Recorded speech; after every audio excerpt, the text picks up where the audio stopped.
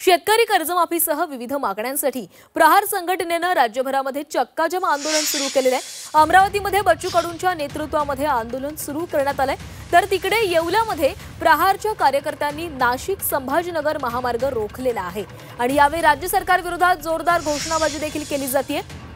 परतवाड्यातील रास्ता रोको आंदोलनामध्ये बच्चू कडू स्वतः उपस्थित आहेत आणि यावेळी रस्त्यावर टायर जाळून सरकारचा निषेध करण्यात आलेला आहे। तर अमरावती आणि नाशिकमध्ये बच्चू कडू यांचं हे आंदोलन सुरू आहे। परतवाड्यामध्ये बच्चू कडू या आंदोलनामध्ये स्वतः सहभागी झालेले आहेत, तर तिकडे येवल्यामध्ये प्रहारचे कार्यकर्ते चक्काजाम आंदोलन करतायत। जय जवान जय जवान सभी भाइयों को विनती है कि बच्चों को साथ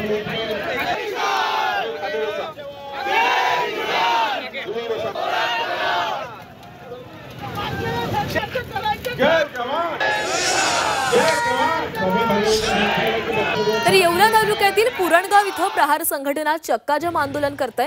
आंदोलकांनी नाशिक संभाजीनगर महामार्गावर रोखून धरला होता, त्यामुळे वाहतूक कोंडी या ठिकाणी झालेली आहे। यावेळी आंदोलनकर्त्यांनी महामार्गावर पत्ते खेळत कृषी मंत्र्यांच्या फोटोला शाई देखील फासलेली आहे आणि या आंदोलनाचा आढावा घेतलेला आहे आमचे प्रतिनिधी सुदर्शन खिल्लारे यांनी।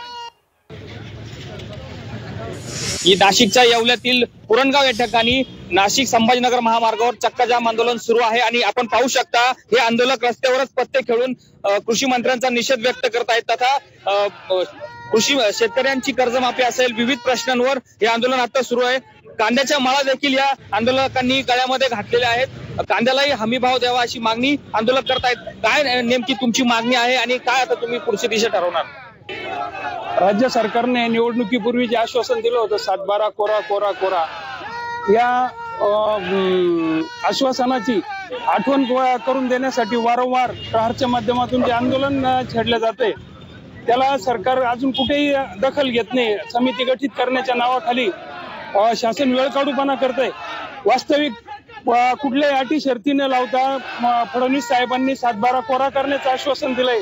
मग आज ह्या अटी शर्ती किंवा समिती नेमण्याचं कारण काय? कृषी अधिकारी शेतकऱ्यांची बाजू घेत नाही। जोपर्यंत शेतकऱ्यांना ते युरिया उपलब्ध करून देत नाही तोपर्यंत तासही लागला, 2 तास लागला, आम्ही इथून जागा सोडणार नाही।